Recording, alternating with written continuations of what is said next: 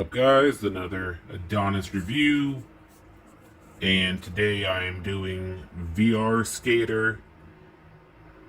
Now, this game I've never been a fan or someone who's ever personally enjoyed, or I guess maybe tried, which is maybe why I've never enjoyed it, because I never really gave it a try, but never really felt like I cared to try any type of the Tony Hawk Pro Skater games and things like that. So there's no nostalgia built up for me when it comes to those type of games. I've never cared to play it. I never really did play it, and so when VR Skater came out, same feeling. There was no nostalgia built off of it. I honestly did have no real plan on buying it until I kind of realized that VR is not about playing things you like.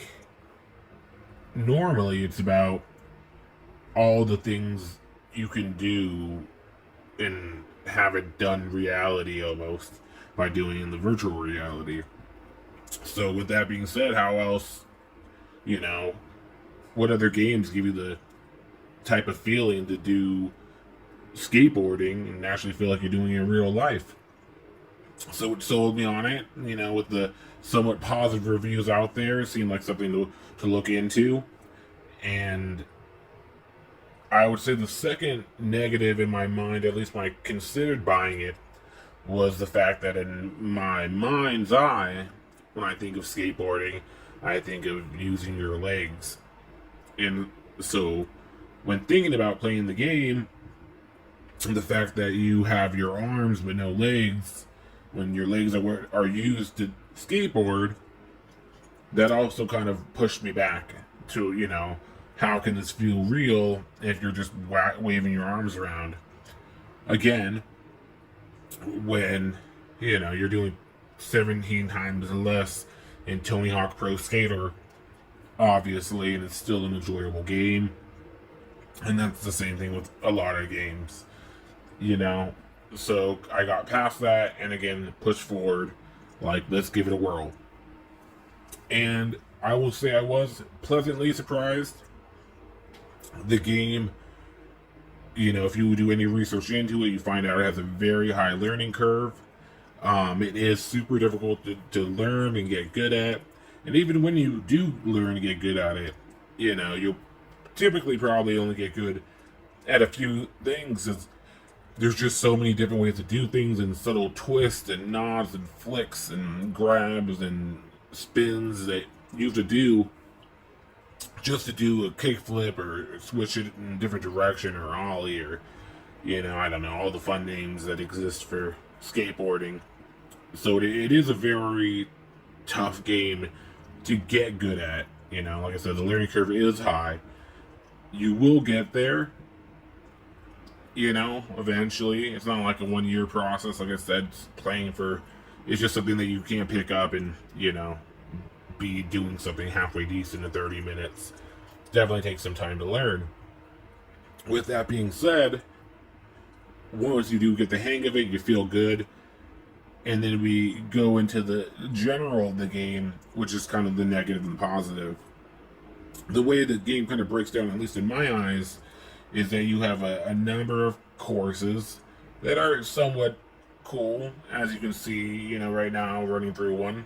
They have like a docking shipyard type area, schools, like on top of rooftops and construction, like a business plaza, subway station, all the places I guess you could ever hope to be a shenanigan making child and skateboard and be cool and daring and kick flipping. So, I will say that I feel like the way the levels are designed is pretty nice and neat. Graphically, it looks, about what you could hope for in a good looking game.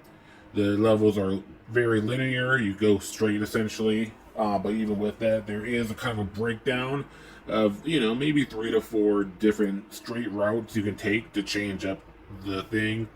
And then it breaks down to different modes. You have the mode like Street Run, where, you just go straight forward and hit things. You have Best Trick, where you just kind of go in an area and see how much points you can do and how many dope tricks you can do in one thing. sudden death, free practice, but I'd say street run is kind of the accumulation of everything you learned in one straight move. That's, the most straightforward way to put how this, the closest to a story mode you get in this game is going to come down to, there's these different maps, and each map you essentially are going to try to go from the beginning to the end of it, which is, somewhat of a decently long distance. It's not just like the here to that house, it's a good 6-7 times longer than that. And you have to get from there to the end, getting as much points and tricks and skills possible, to get the highest score. And you're only allowed to fall like 3 times, or else you'll restart. And so obviously, someone who's getting good at this game would hope to, possibly get to the end of the round without falling once, and doing the best tricks possible to feel good about yourself. And it does get fun doing that. But I would say that comes with the main negative being, once you've gone through these stages and you've done it enough, and you've done your tricks, and you feel like you've accomplished what you kind of accomplished or hope to accomplish with that map, I feel like it loses the replayability rather quickly. Maybe that's just me, I don't know.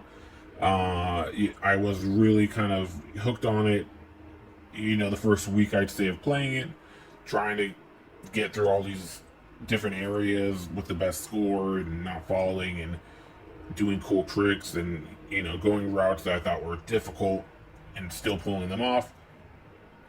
But once you kind of get it done, I couldn't find more to do with it at that point. It really didn't feel like going through it again. And they do have like a shop that you can kind of upgrade your board and tires a little bit. Personally, in my opinion, I don't think the upgrades you get make it worth it. I mean, there's like a whole wall of like flames you can put on it, which don't look that cool. I definitely feel like they could have maybe made way more unique, designs, and maybe even simply a diamond skateboard. I mean, that'd be cool. It's better than 99% of the designs they had, and maybe trying to unlock those would make it a little bit more worth it, more challenges to unlock unique things like that. There wasn't really enough, but it's still a good novelty game. I think a game that, if your friends come over, kind of like Beat Saber, it's something that you could show them that they might think is pretty cool. But for the price that they typically sell this at, which is I think $30, I wouldn't say necessarily it's worth that price. I'd say this game overall is probably $15 on a discount. It's probably fair. $20 on the standard price is what I would probably rate it. I think this is a $20 game that you should wait until it's $15 to buy and then play it. Because with VR, you need to take the wins where you can, because we're still waiting for that library to build, and this is definitely a game that would be nice to have in your library, but it's not a must, and it's not something that you'll get hundreds of hours of gameplay out of. I don't think, personally. So like I said, if you love skateboarding and Tony Hawk, you might get way more of this game. You might have already bought it. So I don't know. You probably won't be watching if you are that person. But it definitely does its job overall. I think they really need to add more DLC or something to it, possibly, to make it worth its value of $30. But beyond that, if you have friends coming over all the time and they love looking at your VR and seeing things, I think this is a little neat one you can show them that they might like, but you'll probably get bored of it rather quickly, is the main negative. Hope this helps you figure out your decision of if you play it. If you do play it and you think I'm wrong, I'd love to hear why and how you liked it and maybe what you thought differently. And if you agree, or I don't know, I hope this helps you make a decision. Later, guys.